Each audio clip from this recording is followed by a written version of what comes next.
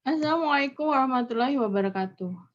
Siang yang cerah ini kita akan membahas tentang matematika realistik satu gitu.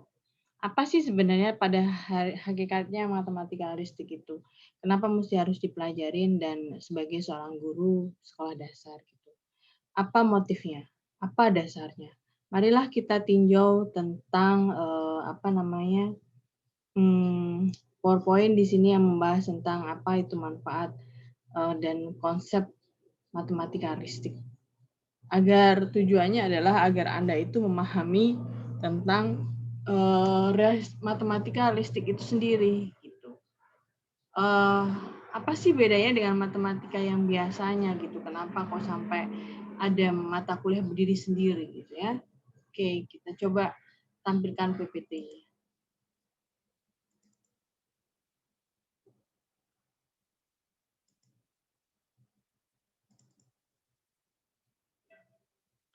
Jadi matematika realistik itu terjadi ya. Jadi kita harus belajar dulu asal-usul matematika realistik di Indonesia itu terjadi. Matematika realistik itu terjadi karena ya pada tahun jadi 5 tahun ada udah 8 tahun atau 9 tahun, 8 tahun kali ya. Iya benar ini 8 tahun 2009 ya. Bahwa kualitas pendidikan Indonesia itu sangat rendah gitu ya. Jadi 43,5% siswa Indonesia tidak bisa menyelesaikan soal PISA. Soal PISA itu adalah soal campuran combine antara matematika dan IPA yang dibuat kalau misalnya SNPTN itu tipe C di mana banyak mengcombine soal cerita. Jadi ceritanya itu soal cerita, tidak ada konsep matematika di situ. Jadi soal cerita yang dicombine dengan IPS, kemudian matematika soal cerita yang dicombine dengan IPA gitu. Jadi terintegralistik gitu ya. Jadi hanya 0,1 siswa, jadi cuma satu orang, misalnya dari 10 orang yang dikirim atau 20 orang yang dikirim, hanya satu orang yang sanggup mengerjakan pemodelan matematika yang menuntut keterampilan berpikir dan penalaran. Jadi istilahnya disimpulkan bahwa masyarakat jadi diambil sampelnya, dikirim ke Amerika sana.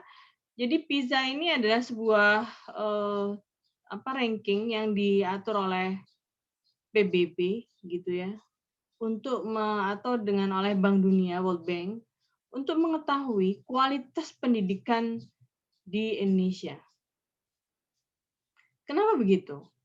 Jadi kalau misalnya Anda lihat banyaknya korupsi di Indonesia, banyaknya misalnya apalagi yang epidemi COVID saat ini gitu ya.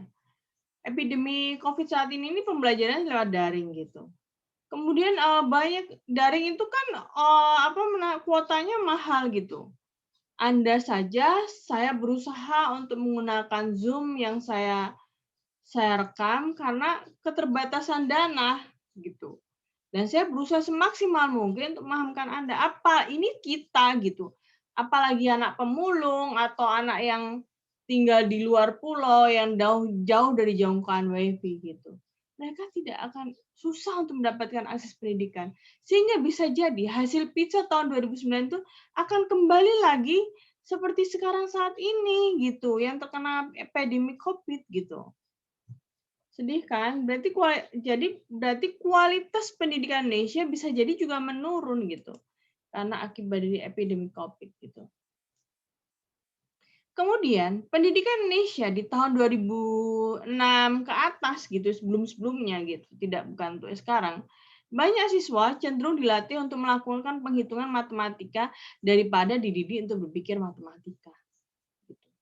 Jadi cuma latihan matematika, ngerjakan soal berbentuk konsep, bukan soal cerita gitu. Misalnya 2 tambah 1, 3 kali 2 sama dengan itu aja. Rumus luas, carilah luas segitiga, carilah luas tabung. Itu aja. Bukan itu yang dibutuhkan. Justru itu yang menjadikan kualitas pendidikan Indonesia itu jatuh. Gitu. Ini saya nggak bisa setel kayaknya ya. Terus Jadi matematika itu, pendekatan matematika, ada beberapa pendekatan matematika. Sekarang kita masuk pada konsep baru bagaimana mengajarkan matematika. Matematika dalam pandangan sebagai seorang guru adalah matematika digunakan untuk suatu cara untuk berpikir. Jadi Anda dituntut menggunakan ilmu matematika yang Anda dapat di SD itu untuk berpikir. Berpikir maksudnya apa? Misal, Anda berwira swasta secara online di kala epidemi COVID. Maka akan Anda hitung adalah untung, rugi, laba, profit, keuntungan dari Anda berjualan.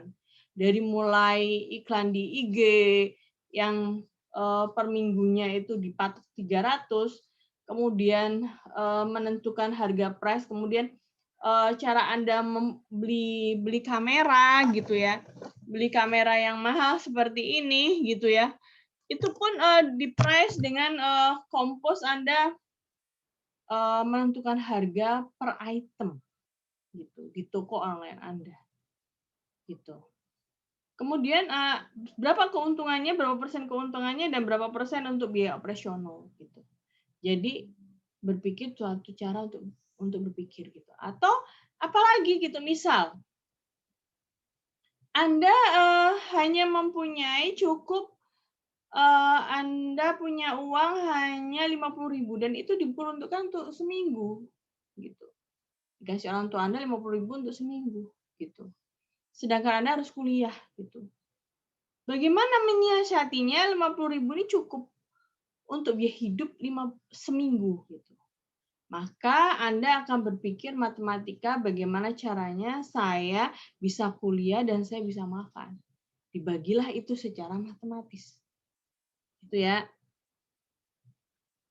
Terus di sini ya, pemahaman pola hubungan. Jadi matematika itu tidak berdiri sendiri, tapi ini adalah contoh dari sebuah teori himpunan.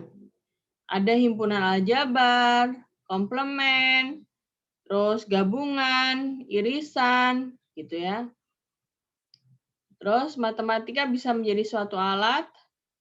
Kemudian matematika sebagai bahasa atau alat komunikasi. Jadi begini, kalau pada masa TK, matematika adalah sebagai untuk mengasah kognitif anak, gitu. Kemudian anak-anak akan belajar simbol, bahasa simbol matematika, tambah, kurang, sama dengan, gitu. Seperti inilah contohnya, mereka akan belajar bahasa simbol. Kenapa Anda tidak menyukai matematika sampai saat ini? Bisa jadi di TK Anda, guru Anda tidak paham bagaimana mengajarkan bahasa simbol, gitu. Plus, kurang dari, itu tidak diajarkan. Terus bagaimana mengajarkan bahasa simbol? Seperti halnya ya, kalau di TK, kita akan belajar banyak kosakata. Itu bahasa Indonesia. Kalau matematika, kita belajar kosakata matematika. Itu intinya. Yang tidak dipahami oleh guru TK. Sehingga berdampak ketika kita sudah masuk SD, kita belajar tentang simbol matematika itu sudah terlambat. Seharusnya itu adalah tugas guru TK gitu. Sehingga Anda harus menghafal lagi, mengenal lagi, padahal tidak zamannya itu gitu. Kalau SD itu sudah ready to wear gitu.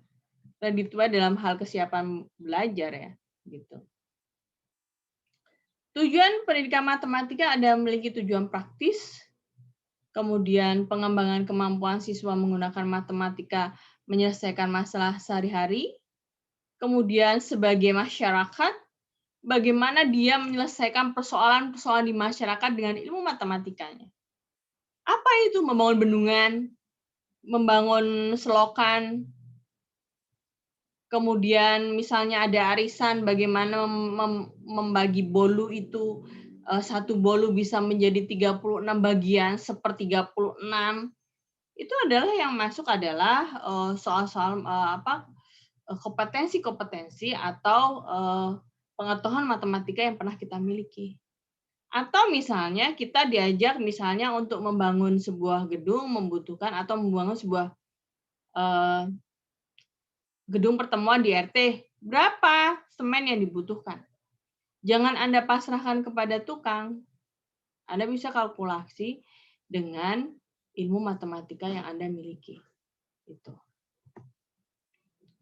Terus tujuan profesional yaitu mempersiapkan Anda sebagai guru mempersiapkan siswa Anda memasuki dunia kerja. Misal, tes TPA akademik, tes potensial akademik adalah kebanyakan adalah aljabar, hitung-hitungan dan Anda mesti siap gitu. Kemudian yang keempat adalah tujuan budaya. Yaitu kebudayaan berbudaya matematik di mana kita membudayakan atau membiasakan dalam kehidupan sehari-hari kita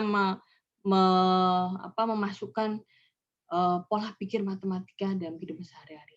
Jadi di sini titik tekan dari matematikalistik bukan matematika sebagai hanya pengetahuan, tapi matematika adalah solusi untuk menyelesaikan semua permasalahan dalam kehidupan sehari-hari menjadi sebuah budaya berpikir matematika.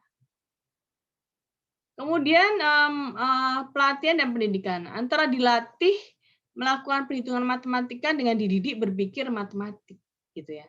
Apa bedanya? Gitu. Dilatih, dididik, know how. Kalau dilatih apa beda dilatih dan dididik? Kalau dilatih itu seperti teori behavioristik, di mana guru hanya menyuapi siswa, istilahnya 1 tambah 2 itu caranya seperti begini. Terus kemudian 2 dikali 3 di dulu ya 6, tidak. Kalau dididik tidak begitu gitu. Know how, bagaimana mereka tahu asal-usul 2 tambah 3 itu adalah 5. Jadi ada sebuah proses gitu untuk menuju membuktikan bahwa 2 tambah 3 adalah 5. Atau ada sebuah proses pembuktian 2 kali 3 sama dengan 6. Bukan dihafal dan bukan didoktrin kepada anak bahwa 2 kali 3 adalah 6, tapi berproses. Misal, 1 ons sama dengan 100 gram gitu. 10 ons sama dengan 1 kilo gitu.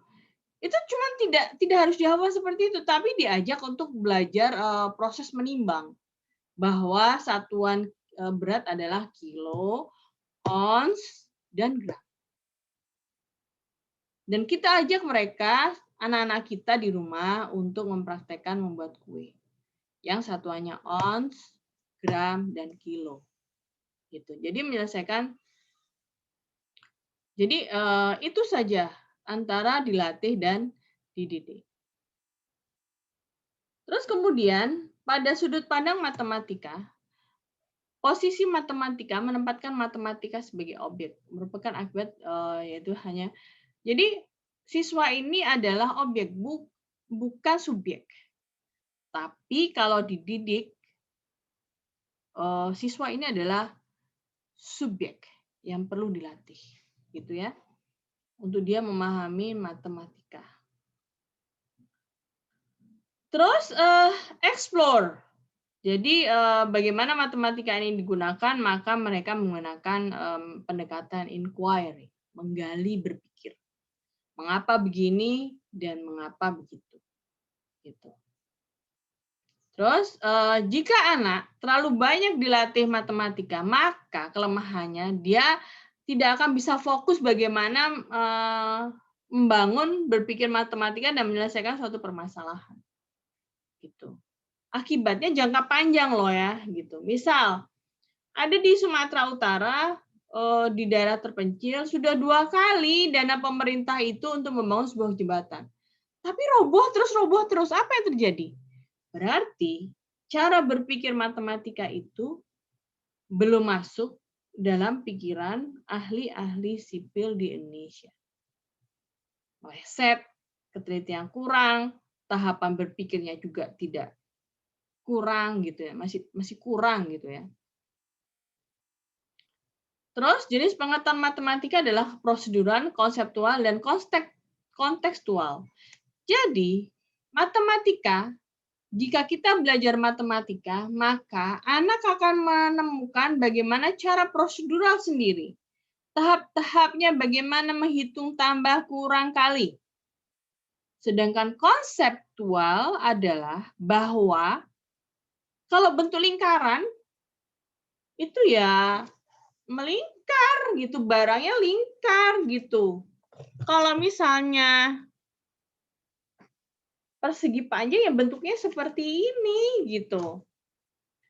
Kemudian kontekstual, ya, bahwa matematika itu digunakan dalam kehidupan sehari-hari sesuai dengan konteks atau sesuai dengan persoalan hidupnya gitu. Sampai di